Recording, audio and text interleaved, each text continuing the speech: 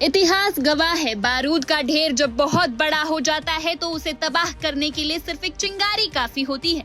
लेकिन आज रात मिडिल ईस्ट से जो खबर आ रही है वो चिंगारी नहीं, एक ऐसा ज्वालामुखी है जो पूरी दुनिया को अपनी चपेट में लेने के लिए तैयार है। क्या हम तीसरे विश्व युद्ध की दहलीज पर खड़े हैं? क्या अब ये लड़ाई सिर्फ इजराइल, ईरान और अमेरिका तक सीमित नहीं रही? जी हाँ, आज रात मिडिल ईस्ट अपने इतिहास के सबसे खतरनाक दौर में पहुंच चुका है, क्योंकि जंग का दायरा अब उस मुल्क तक फैल गया है जो अब तक खुद को इस आग से बचाए हुए था। बड़ी खबर ये है कि ईरान ने संयुक्त अरब अमीरात यानी यूएई पर सीधे मिसाइल दाग दी है। ये इस पूरे संघर्ष का सबसे गंभीर मोड़ है। जो यूएई अब तक इस पूरी जंग में पर्दे के पीछे था, आज वो सीधे ईरान के निशाने पर आ चुका है। ईरानी सरकारी मीडिया के हवाले से जो खबरें आ रही है वो बेहद चौंकाने वाली है। ईरान का दावा है कि उसकी एरोस्पेस फोर्स ने यूएई के सबसे महत्वपूर्ण और सबसे सुरक्षित सैन्य ठिकानों में से एक अल सफरान एयरबेस पर सीधा हमला किया है।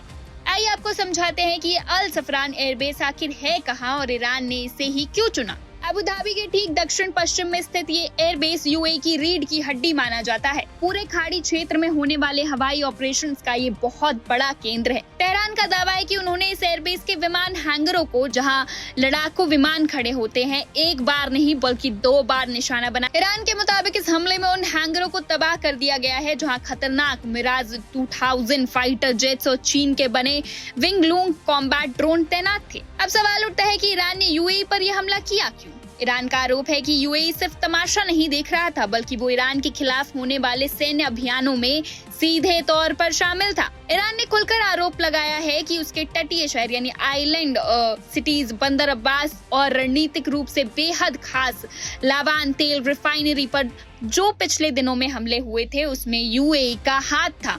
उसने अमेरिका की मदद की थी। और ईरान के अधिकारियों का कहना है कि यूएई पर यह हमला दागना कोई आक्रामकता नहीं बल्कि एक प्रोपोर्शनल रिस्पांस है। इस वक्त सोशल मीडिया पर कई वीडियो तैर रहे हैं। दावा किया जा रहा है कि ये वीडियो अल सफरान एयरबेस के अंदर के हैं, जहां भीषण विस्फोट और आग की लपटें साफ देखी जा सकती है। हालांकि हम इन वीडियो की स्वतंत्र पुष्टि नहीं करते हैं, क्योंकि स्वतंत्र स्रोतों से इसकी जांच अभी बाकी है। दूसरी तरफ यूएई की सरकार ने अभी तक इस बात का खुलासा नहीं किया है कि उन्हें कितना नुकसान हुआ है।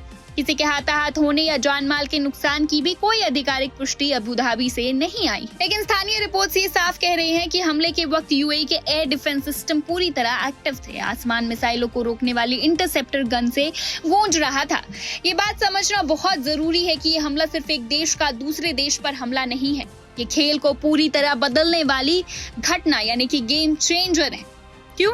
क्योंकि अब तक यूएई इस जंग की सीधी आंच से बचा हुआ है। हालांकि अतीत में ईरान समर्थित यमनी हुतियों से उसे धमकियां जरूर मिली थी, लेकिन ईरान की धरती से यूएई की धरती पर यह हमला सीधा हमला है। रक्षा विशेषज्ञों का मानना है कि इसके परिणाम भयंकर हो सकते हैं। यूएई भले ही सामने आकर कुछ ना कहता हो, लेकिन वो अमेरिका और पश्चिमी देशों का बहुत करीबी सहयोगी है। खुफिया जानकारियां साझा करना हो, अमेरिकी सेना के साजो सामान को पनाह देनी हो या रणनीतिक तालमेल बिठाना हो, अल सफरान एयरबेस इन सब का गढ़ रहा है। ईरान ने इस गढ़ पर हमला करके साफ संदेश दे दिया है कि जो भी अमेरिका या इजराइल का साथ देगा उसे इसकी भारी कीमत चुकानी होगी।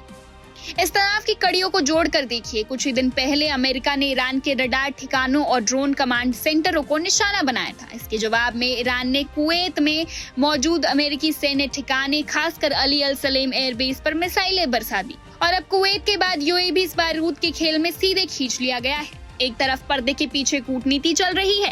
ओमान और अन्य देशों के जरिए वॉशिंगटन और तेहरान के बीच सीक्रेट बातचीत की खबरें भी आती है, लेकिन हर एक नया मिसाइल धमाका शांति की इन कोशिशों पर पानी फेर देता है। आज इस हमले के बाद पूरे खाड़ी क्षेत्र में हाई अलर्ट घोषित कर दिया गया है। कई पड़ोसी देशों ने अपनी सेनाओं को स्टैंड बाय मोड पर रख दिया है और इसका असर सिर्फ मिडिल ईस्ट पर नहीं, आपकी और हमारी जेब पर भी पड़ने वाला है। दुनिया के सबसे महत्वपूर्ण समुद्री व्यापारिक मार्ग और तेल रिफाइनरियां इसी इलाके में हैं। अगर यह अस्थिरता जरा भी बढ़ी तो दुनिया भर के शेयर बाजार और तेल के बाजार में वो भूचाल आएगा जिसे संभालना नामुमकिन होगा। आज पूरी रात दुनिया की नजरें अबू धाबी पर टिकी है। सवाल बड़े हैं और बेहद डरावने भी। क्या संयुक्त अरब अमीरात इस सीधे हमले का सैन्य जवाब देगा? क्या अमेरिका अपने दोस्तों को बचाने के लिए इस युद्ध में सीधी अपनी सेना उतारेगा, या फिर विनाश के इस मोड़ पर आकर भी कूटनीति इस महायुद्ध को रोक पाएगी? फैसला जो भी हो, लेकिन एक बात तय है, मिडिल ईस्ट की घड़ी में कयामत का वक्त यानी डूम्सडे क्लॉक अब बहुत करीब आ चुका है। फिलहाल इस खबर में बस इतना ही। इस महासंकट की हर छोटी बड़ी खबर हम आप तक पहुंचाते रहेंगे। आप देखते रहिए one India Hindi. Subscribe to One India and never miss an update. Download the One India app now.